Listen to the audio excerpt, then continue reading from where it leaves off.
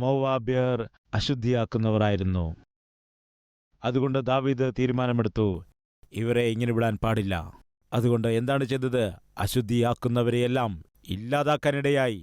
മോവാബ്യരെ ഇല്ലാതാക്കി, ഫെലിസ്ത്യരെ കീഴ്പ്പെടുത്തി. ഇപ്പോൾ കൺമുൻപിൽ ആരെയാണ് കാണുന്നത്? ഏദോമ്യരെ കാണുകയാണ്. ഇവരാരാണെന്നറിയാമോ? തടങ്കൽപ്പാറകളാണ്, തടസ്സമുണ്ടാക്കുന്നവർ. വായിക്കാം സംഖ്യാപുസ്തകം 20-ാമത്തെ അധ്യായം. സമയം കുറവായതുകൊണ്ട് നമുക്ക് കഥ പോലെ തന്നെ പറഞ്ഞു പോകാം.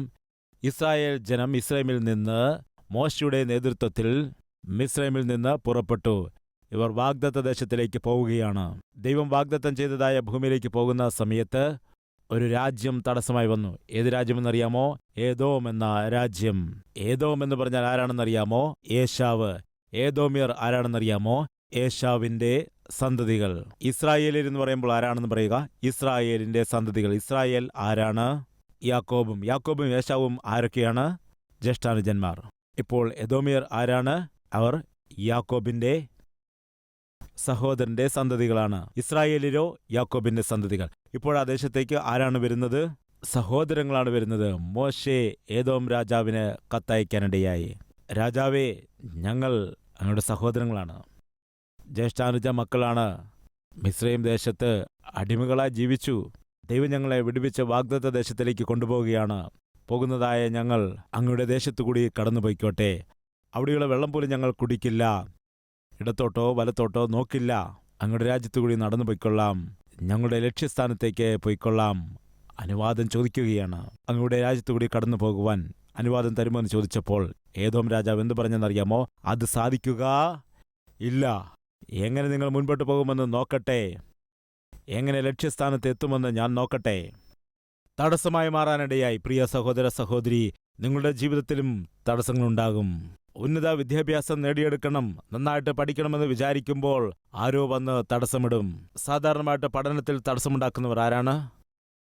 പറയൂ, ആരാണ്? എങ്ങനെയാണ് പിശാച് പഠനത്തെ തടസ്സപ്പെടുത്തുന്നതെന്ന് നിങ്ങൾക്കറിയാമോ? യൗവനക്കാരായ മക്കൾക്ക് നന്നായിട്ടറിയാൻ കഴിയും. പറയുക. പഠിച്ചുകൊണ്ടിരിക്കുന്ന കുട്ടികൾക്കുള്ള തടസ്സം എന്താണെന്നറിയാമോ? പ്രേമം. എത്രയോ അമ്മയപ്പന്മാർ എൻ്റെ അരികിൽ വന്ന് കരഞ്ഞ് പറയാറുണ്ട്, ദേവദാസ, എൻ്റെ മകൾ ഫസ്റ്റ് ക്ലാസ് സ്റ്റുഡൻ്റ് ആയിരുന്നു. എൻ്റെ മകൾക്ക് കിട്ടുന്നത് 95ഉം 98% ആയിരുന്നു. നിശ്ചയമായിട്ടും ഡോക്ടറാകുമെന്നാണ് വിചാരിച്ചത്. എന്നാൽ അതിന് കഴിഞ്ഞില്ല. എന്തുകൊണ്ടാണ്? മെഡിസിന് സീറ്റ് അവൾക്ക് ലഭിച്ചു. എൻ്റെ അരികിൽ വന്നിട്ട് ആ മാതാപിതാക്കൾ കരഞ്ഞു പറയുകയാണ്, മെഡിസിന് പഠിക്കുകയായിരുന്നു. മെഡിസിന് പഠിക്കുന്നെന്നോർത്ത് ഞാൻ ഒരുപാട് സന്തോഷിച്ചു. ഇപ്പോൾ ഞങ്ങളുടെ മകൾ 3-ാം വർഷമോ 4-ാം വർഷമോ മെഡിസിന് പഠിക്കുകയാണ്. മെഡിസിന് പഠിക്കുന്നു എന്ന് പറഞ്ഞുകൊണ്ട് സന്തോഷിക്കേണ്ടതല്ലേ? പിന്നെ എന്തുകൊണ്ടാണ് നിങ്ങൾ അതോർത്ത് കരയുന്നത്? കരയാതെ പിന്നെ എന്താണ് ബ്രദർ ചെയ്യേണ്ടത്? മെഡിസിന് പഠിച്ച സമയത്ത് ആരെയോ അവൾ പ്രേമിച്ചു, അവനെ മാത്രം വിവാഹം കഴിക്കൂ എന്ന് പറയുന്നു. മെഡിസിന് പഠിക്കുന്ന സമയത്താണോ പ്രേമം? ഇപ്പോഴാണോ വിവാഹത്തിൻ്റെ കാര്യമൊക്കെ നോക്കേണ്ടത്? MBBS കഴിഞ്ഞതിന് ശേഷം പിന്നീട് PGക്ക് പഠിക്കേണ്ടതല്ലേ? ഏതെങ്കിലും ഒന്നിലൊരു സ്പെഷ്യലിസ്റ്റ് ആകേണ്ടതല്ലേ? അതിനുശേഷം PG പഠിക്കണം, സ്പെഷ്യലിസ്റ്റ് ആകണം. ഈ സമയത്താണോ പ്രേമത്തിൻ്റെ കാര്യമൊക്കെ പറയുന്നത്? വേണ്ട മോളെ, ഈ ബന്ധം നമുക്ക് വേണ്ട, ഇപ്പോൾ വിവാഹം വേണ്ട എന്ന് പറഞ്ഞാൽ ഞങ്ങളുടെ വാക്കുകൾ അവൾ കേൾക്കുന്നില്ല. ശരി, വിവാഹം നടത്തിക്കൊടുക്കാമെന്ന് വിചാരിച്ച് ആരാണ് പറയൂ എന്ന് പറഞ്ഞപ്പോൾ പറയാണ്, ഞങ്ങളുടെ ബസ്സിലെ ഡ്രൈവറാകുന്നുവെന്ന്. കോളേജിലേക്ക് അവരെ കൊണ്ടുപോകുന്ന ബസ്സിലെ ഡ്രൈവറാണെന്ന്. പെൺകുട്ടികൾ വളരെ ബുദ്ധിയുള്ളവരാണ്. എന്നാൽ ചിലർ എന്താണ്, അവർക്ക് തന്നെ അറിയാവുന്നതാണ്. അതുകൊണ്ടാണ് നിങ്ങളെ വഞ്ചിക്കുന്നത്. മനസ്സിലാകുന്നുണ്ടോ? പ്രിയ സഹോദരിമാരെ, നിങ്ങൾ മനസ്സിലാക്കണം, നിങ്ങൾ വളരെ ബുദ്ധിയുള്ളവരാണ്. എന്നാൽ പിശാച് വളരെ തന്ത്രപൂർവ്വമാണ് നിങ്ങളെ ട്രാപ്പിലാക്കുന്നത്. ആ പെൺകുട്ടി ഇത്രയ്ക്ക് ഭോഷിയാണ്. കോളേജിൽ കൊണ്ടുപോകുന്ന ബസ്സിലെ ഡ്രൈവറുമായിട്ട് അവൾ പ്രേമത്തിലായിരിക്കുന്നു. ഇപ്പോൾ ആ പെൺകുട്ടി പറയുകയാണ്, ഞാൻ അവനെയില്ലാതെ ആരെയും വിവാഹം കഴിക്കുകയില്ല എന്ന്.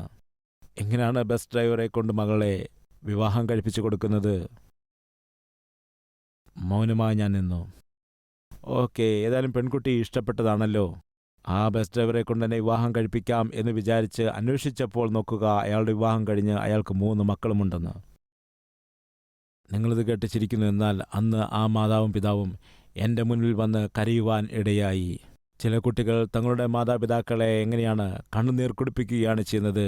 കണ്ണുനീർ മാത്രമാണ് ആ മാതാപിതാക്കൾക്ക് ബാക്കിയാകുന്നത്. കാരണം എന്താണെന്ന് പറയൂ.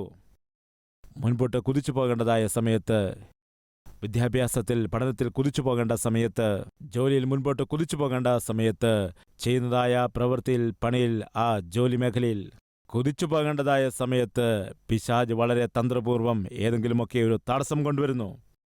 സ്നേഹിതൻ എന്ന് പറഞ്ഞ് പ്രേമം, വിവാഹം, ഇങ്ങനെയൊക്കെയുള്ള തന്ത്രങ്ങൾ കൊണ്ടുവരികയാണ്. അവിഹിതമായ ബന്ധം ഇങ്ങനെയുള്ള തടസ്സങ്ങൾ ഉണ്ടാക്കുന്നു. എത്തേണ്ടതായ ലക്ഷ്യസ്ഥാനത്ത് അതുകൊണ്ട് എത്തിച്ചേരുവാനായിട്ട് കഴിയുന്നില്ല. സഹോദര, സഹോദരി, പ്രിയ മകനെ, മകളെ ചോദിക്കട്ടെ, നിങ്ങൾക്കായൊരു കുടുംബമുണ്ടല്ലോ. കുടുംബ ജീവിതത്തെ പണിയേണ്ട ഉത്തരവാദിത്തം നിങ്ങളുടെ മേലുണ്ടല്ലോ.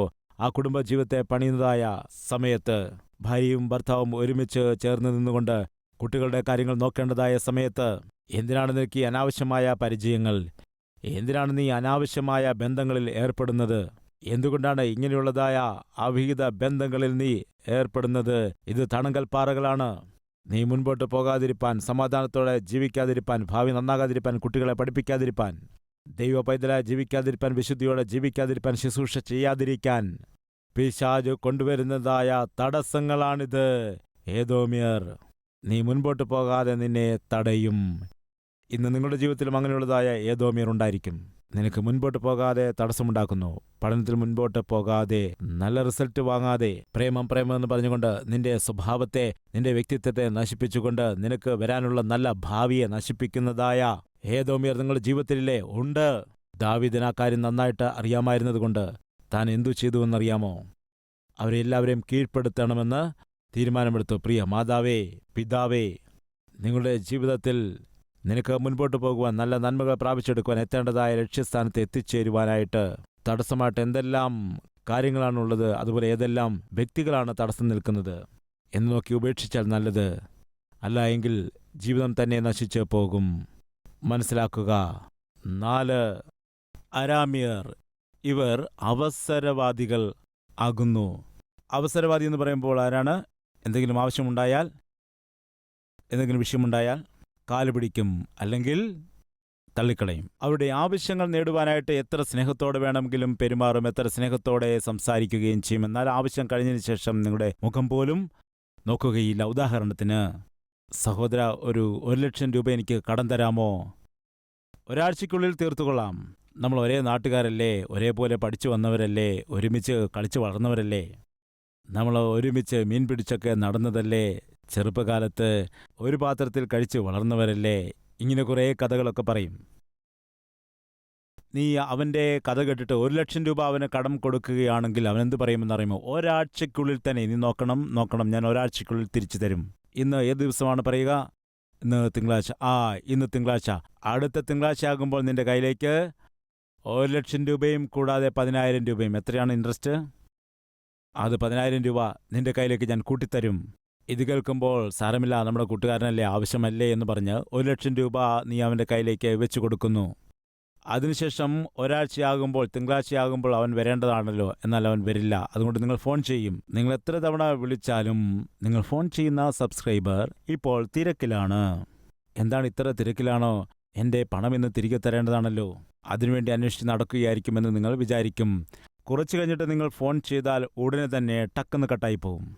എന്തിനാണിങ്ങനെ കട്ട് ചെയ്യുന്നത്? കട്ട് ചെയ്തതല്ല, വീണ്ടും ഫോൺ ചെയ്താൽ ഉടനെ കട്ടാകുന്നു. നിങ്ങൾ ഫോൺ ചെയ്താൽ ഉടനെ തന്നെ അത് കട്ടാവുകയാണ്.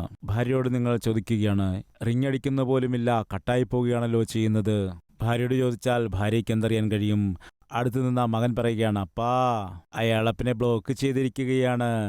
എടാ, ഈ ബ്ലോക്ക് എന്ന് പറഞ്ഞാൽ എന്താണ്? അപ്പൻ ഫോൺ ചെയ്താൽ അവന് റിങ് പോലും ആവുകയില്ല. മനസ്സിലാകുന്നുണ്ടോ? മറ്റു ചിലരാണെങ്കിൽ ബ്ലോക്ക് ചെയ്യാതെ എന്തു ചെയ്യുമെന്നറിയാമോ? വേറൊരു പണി ചെയ്യും. എന്താണ്?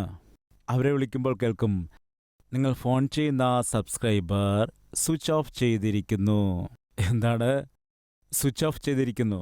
ഇതെന്താണ് ഇയാൾ ഫോൺ ചെയ്തിരിക്കുന്നതെന്ന് പറഞ്ഞുകൊണ്ട് നിങ്ങൾ വേഗത്തിൽ അയാളുടെ വീട്ടിലേക്ക് ചെല്ലുമ്പോൾ, ശുഭം. എന്താണ്? അവസാനം ശുഭമാണ്. എന്താണ്? അയാൾ വീട് കാലിയാക്കിയിട്ട് പോയിരിക്കുന്നു. വീട് കാലിയാക്കി പോയിരിക്കുന്നു. 1,00,000 രൂപയും പിന്നെ എന്തു തരാമെന്നാണ് പറഞ്ഞത്? ഒരാഴ്ചയ്ക്കുള്ളിൽ. ഇന്നേ ദിവസമാണ്? തിങ്കളാഴ്ചയാണല്ലോ.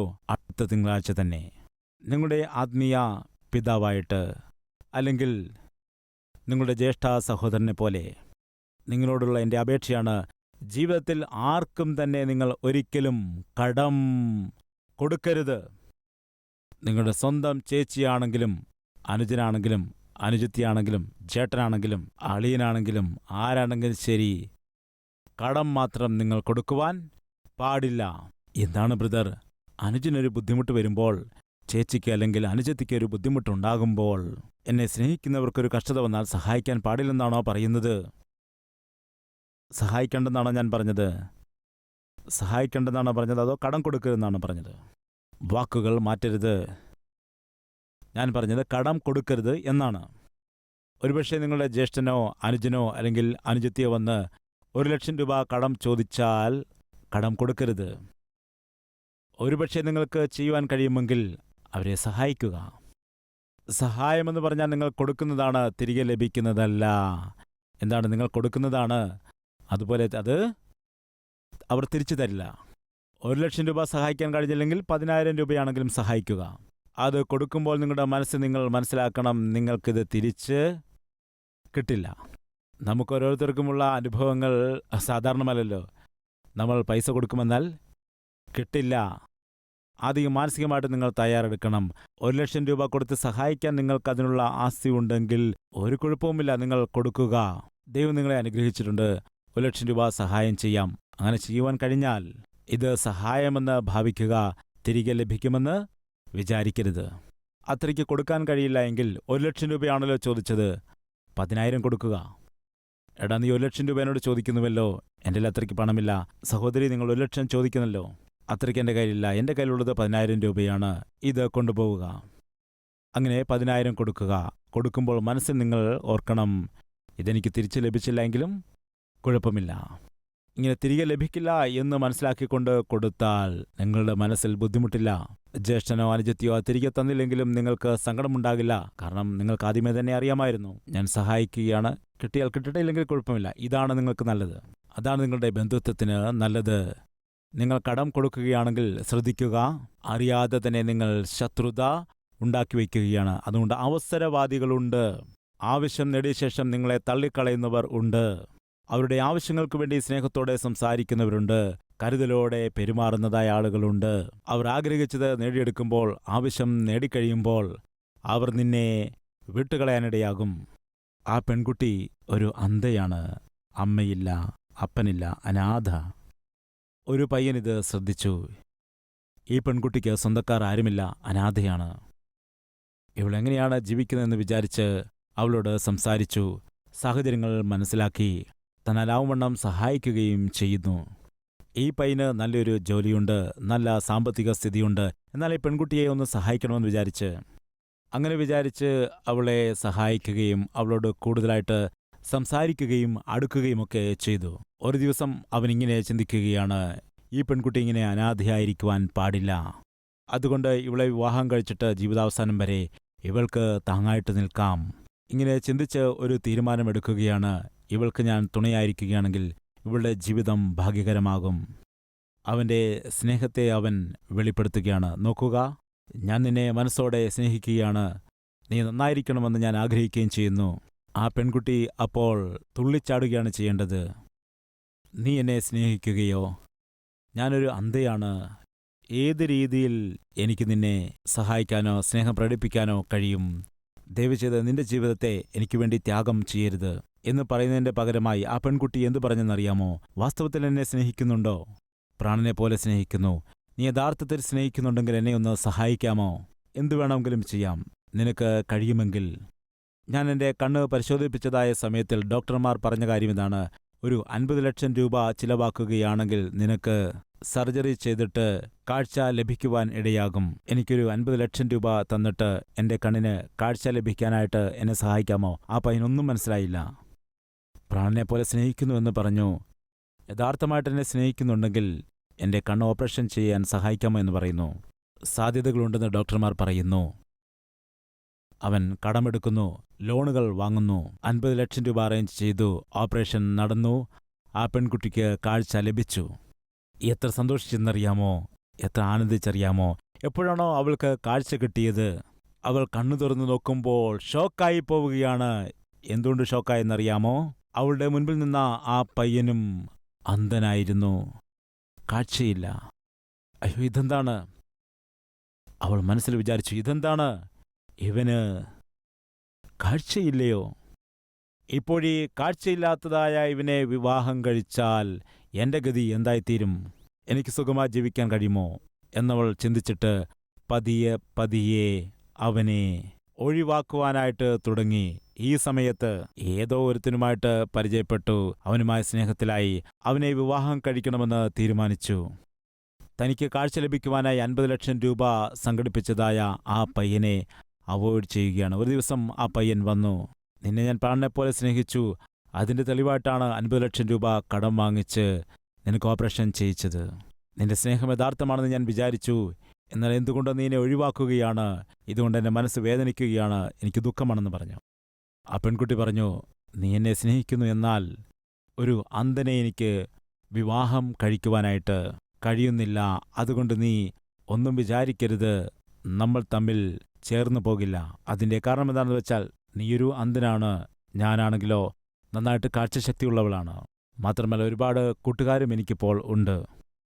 ഞാൻ സന്തോഷത്തോടെ ജീവിക്കുവാൻ ആഗ്രഹിക്കുന്നു. അതുകൊണ്ട് ഇനിയും ഒരിക്കലും എൻ്റെ മുൻപിൽ നീ വരുവാനായിട്ട് പാടില്ല. അവൻ്റെ ഉള്ളിൽ നിന്നും ഉയർന്നു വന്നതായ തേങ്ങൽ അടക്കിപ്പിടിച്ചു പറഞ്ഞു, ശരി. ഒരു പേപ്പറിൽ ഏതോ എഴുതി കൊടുത്തിട്ട് അവളോട് പറഞ്ഞു, നീ സ്വസ്ഥമായിരിക്കുന്ന സമയത്ത് ഈ പേപ്പറിൽ ഇരിക്കുന്ന വാക്ക് നീ വായിക്കണം എന്ന് പറഞ്ഞിട്ട് അവൻ പോയി. വൈകുന്നേരം വീട്ടിൽ ചെന്ന സമയത്ത് അവൾ പേപ്പർ തുറന്നു നോക്കി. അതിലെഴുതിയിരിക്കുന്നു, ഇന്നെനിക്ക് മനോഹരമായ ലോകത്തെ 2 കണ്ണുകൾ കൊണ്ട് കാണുവാൻ കഴിയുന്നു. ആ കണ്ണുകൾ സൂക്ഷിക്കുക. ഇന്ന് നീ ലോകത്തെ കാണുന്നതായ കണ്ണുകളുണ്ടല്ലോ, ആ കണ്ണുകൾ എൻ്റേതാണ്. നിനക്ക് കാഴ്ച ലഭിക്കേണ്ടതിനായിട്ട് എൻ്റെ കണ്ണുകളെയാണ് ദാനം ചെയ്തിരിക്കുന്നത്.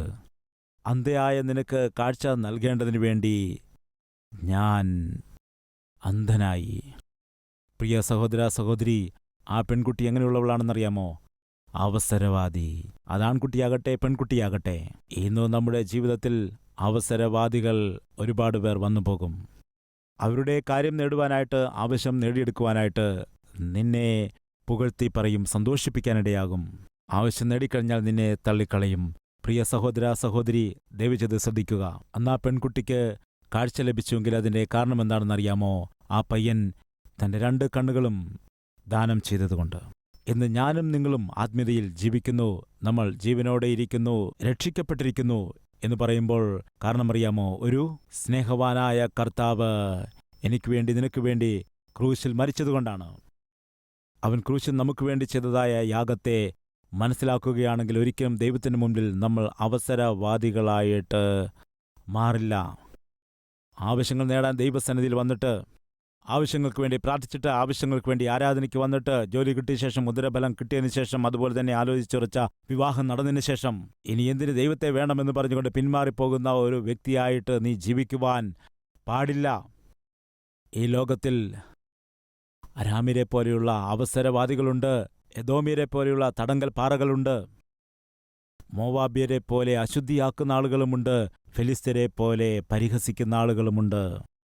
നിന്നെ പാപത്തിൽ വീഴിച്ച് മുഖം ഉയർത്തുവാൻ കഴിയാതെ നിന്ദിക്കാൻ നോക്കുന്ന പിശാചിന്റെ തന്ത്രത്തെ നീ ജയിക്കണം. അശുദ്ധമായ ബന്ധങ്ങളിലും കൂട്ടുകെട്ടുകളിലും പെടുത്തിക്കൊണ്ട് നിന്റെ ഭാവിയെ, കരിയറിനെ ഇല്ലാതെയാക്കി നശിപ്പിക്കാൻ ശ്രമിക്കുന്ന ആളുകളെ നിന്റെ അടുക്കൽ പോലും വരുത്തുവാൻ പാടില്ല. നീ ഉയർന്നു വരുമ്പോൾ ഉയർന്നു വരാൻ കഴിയാതെ, പഠിക്കുന്ന സമയത്ത് പഠിക്കുവാൻ കഴിയാതെ, ജോലി ചെയ്യുന്ന സമയത്ത് ജോലി ചെയ്യുവാൻ കഴിയാതെ, പ്രശസ്തി നേടാതെ, ഉയർച്ച ലഭിക്കാതെ, വ്യാപാരം നടത്തുമ്പോൾ വിജയം ലഭിക്കാതെ, ലാഭം ലഭിക്കാതെ, എത്രയോ തടസ്സങ്ങളും പ്രതിസന്ധികളുമൊക്കെ പിശാച് കൊണ്ടുവരുമ്പോൾ അതിൻ്റെ മുൻപിൽ നീ കീഴ്പ്പെട്ടു പോകാതെ വിജയം നേടുന്നവനായിരിക്കണം. അവസാനമായിട്ട് അവസരവാദികളുമുണ്ട്. അതുപോലെ നമ്മുടെ ജീവിതത്തിൽ നിനക്കുള്ള സൗന്ദര്യത്തെ, നിന്റെ കഴിവിനെ അടിസ്ഥാനമാക്കിക്കൊണ്ട് നിന്റെ ജീവിതത്തെ ചൂഷണം ചെയ്യുന്നതായ അവസരവാദികളും നിന്റെ ജീവിതത്തിലുണ്ട്. എന്നാൽ അങ്ങനെയുള്ളവരെ നിന്റെ അടുക്കൽ വരുവാനായിട്ട് അനുവദിക്കരുത്. ദാവീദ് വളരെ ജ്ഞാനിയായിരുന്നു.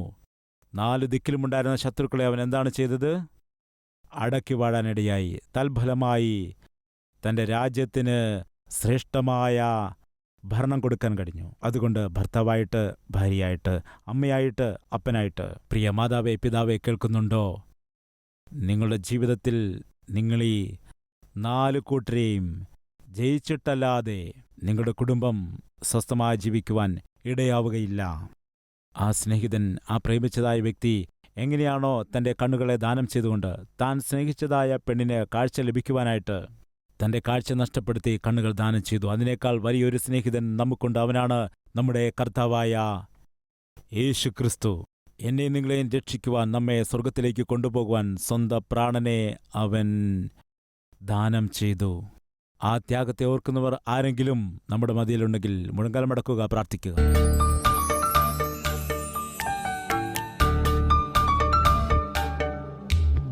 പരിശുദ്ധനായ പിതാവേ, ശ്രേഷ്ഠമായ സന്ദേശത്തിൽ കൂടി ഞങ്ങളോട് സംസാരിച്ചതോർത്ത് അങ്ങയെ സ്തുതിക്കുകയാണ്. ഈ ശ്രേഷ്ഠമായ സന്ദേശത്തിൽ കൂടി ഞങ്ങളെ ദർശിച്ചതോർത്ത് അങ്ങയെ മഹത്വപ്പെടുത്തുന്നു. കർത്താവേ, ഞങ്ങളോട് കരുണ കാട്ടണമേ, ഞങ്ങളോട് ക്ഷമിക്കണമേ. മറ്റുള്ളവരുടെ മുൻപിൽ പരിഹാസപാത്രങ്ങളാകാതെ ഞങ്ങളെ കാക്കണമേ. കർത്താവേ, അശുദ്ധിയാക്കുന്ന ആളുകളെ മാറ്റണമേ. അവസരവാദികളെ ഞങ്ങളിൽ നിന്നും അകറ്റണമേ. തടങ്കൽ പാറകളെ അകറ്റണമേ.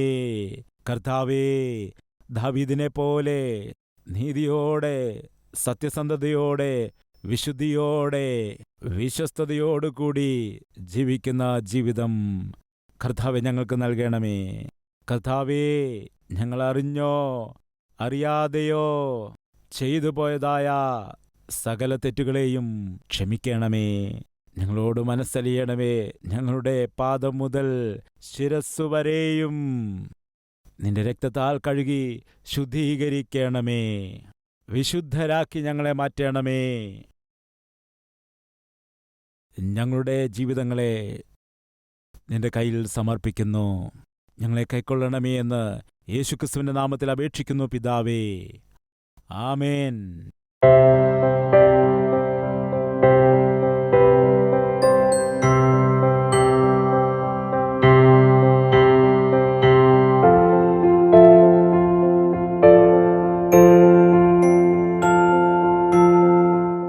Address: Calvary, Post Box number 30, Kukatpalli, Hyderabad 72.